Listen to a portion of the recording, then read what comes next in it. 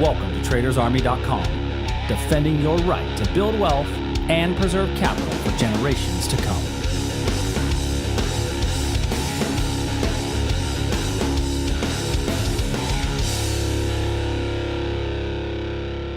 Hey everybody, welcome to the Tuesday morning edition of the Daily Market Commentary. I'm your host, Chuck Folkers, and hope you all had an absolutely amazing trading day yesterday, as we got a fair amount of movements from our Trump tweets and tariffs and news and all the fun stuff that was going on yesterday. And we got a little bit more movement this morning. So for those who are new to the channel, we look at the same 10 to 12 futures markets every day, identifying potential breakouts and reversal trades from an educational perspective.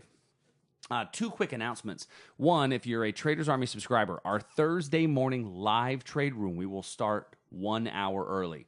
We're starting 1 hour early. I'm going to be traveling on the East Coast. So traveling on the East Coast moves me back by an hour. So we will start 1 hour early. So 8 a.m. Eastern time is our normal start time. We're actually going to move that back to 7 a.m. Eastern. So we're going to start the live trade room at 7 a.m. Eastern. So a little bit earlier than normal. Second announcement, if you're in the Atlanta area or know somebody in the Atlanta area, tomorrow night is our Traders Army social gathering. So we're going to get together. I tell everybody this, it's no pitch, it's just drinks. It's just people getting together, having a good time. I know a lot of people are always waiting for the other shoe to drop. That is not the case. We're just going to get together, have some drinks, have some fun. All right, so let's go ahead and dive right in. So this morning, looking at the S&P, we're down about 20 points this morning. So another fairly big fairly big movement down from yesterday's close. But in all reality, that was a huge sell-off in one candlestick right here, right? This was a huge expanded range candle here that came through at the end of the trading day.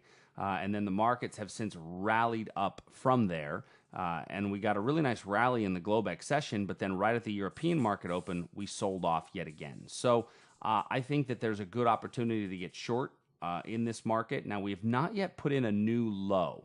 So since we've not yet put in a new low from this high up here, I'm not going to use this high as my reversal point. See, I would need this high to have put in a new low for then me to use it as a reversal point. Since it did not, I'm still going to use this pivot area up above here as my next potential reversal point. If this does put in a new low, kind of below this area, then I can use this as a supply area. I like this time of the day. The time of day that this is formed is an excellent time of day right there around the European market open. So as it stands right now, I would be okay. This is an opportunity that we may have a breakdown below this 2909 area, but I'd like to see a little bit of basing first. So let's see if we get some basing before there, and then we break down a little bit later. That's kind of the levels that I'm looking at for today. In the NASDAQ, our NQ level. So our NQ level, I had talked yesterday about, we'd had this area here as a potential short, but then we were basing in front of the area, and we had our other short lined up here.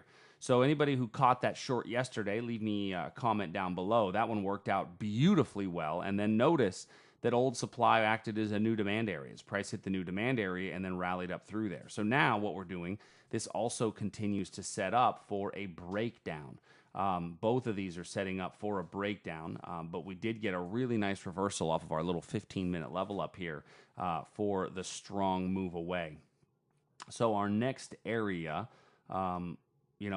is still looking at this area up here for a potential, but I think you're better off if we do get below here. We need the basing before the level before it's something I can really buy into, but definitely more on the bearish side than on the bullish side today in both of these markets.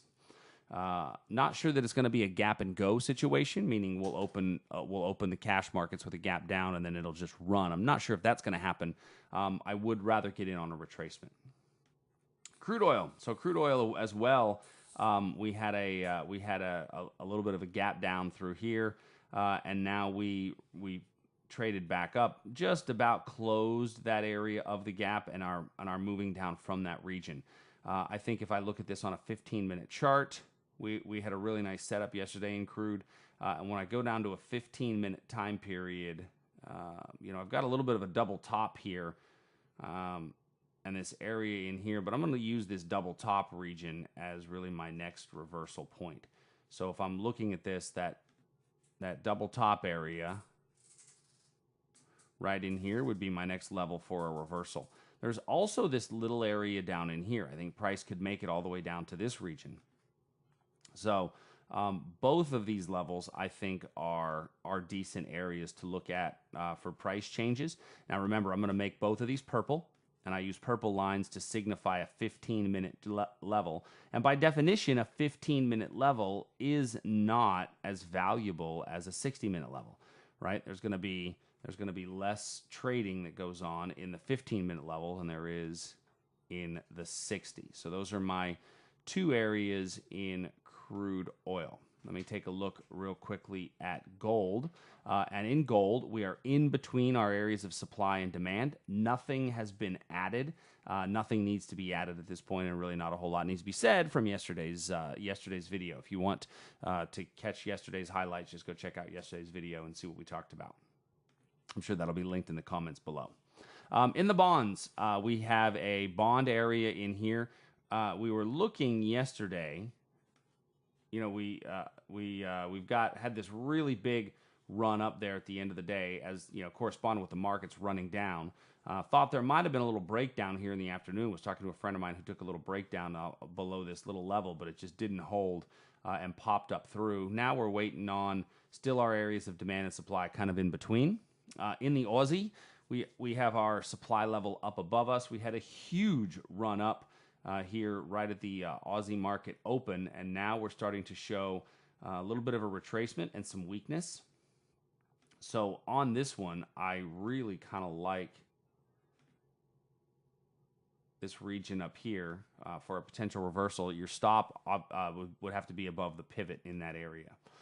Inside of the euro, so the euro hit our reversal trade from yesterday. So if anybody caught that euro trade, you're getting a nice little run down off of there. And now it's come into what our breakout area was. And so we've hit this breakout area in here. Obviously, I typically like to see a base before a breakout, but our target's going to be somewhere down in here. So the euro trade, no real change to this one. I think, though, I will take our short entry and change that to a confirmation style going forward. Remember, I don't take the lines off the charts unless we're doing it inside of these videos so that you can see how these levels change and adapt over time. And then in the Canadian dollar. So in the Canadian dollar, it was very tempting to look at this level here for a reversal. Price actually came up to the top of this wick area here, and now we're getting another strong move away.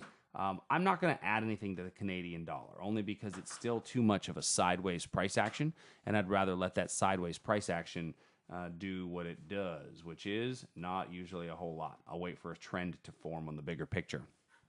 Last but certainly not least, looking at the Great British Pound and the Japanese Yen.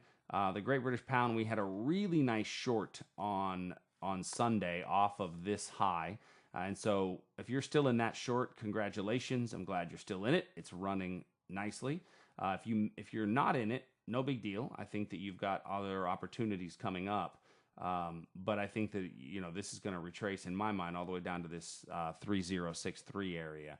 So looking at this on, say, the 15-minute chart, if you didn't catch that short, then you may have an opportunity somewhere right around this region up here on this most recent breakdown. If we pop back up into this area over here, right into that zone. Okay, and then the Japanese yen, we have the huge run up, hit the reversal level and have come back down, but both of my levels kind of stay intact right where they are as of today. So those are our markets for today. If you've got any questions, please send me an email, support@tradersarmy.com. We are here to help you the best that we can. Hope you guys have an absolutely amazing trading day, and I will see you tomorrow. Later. Thank you for listening to the Daily Market Commentary.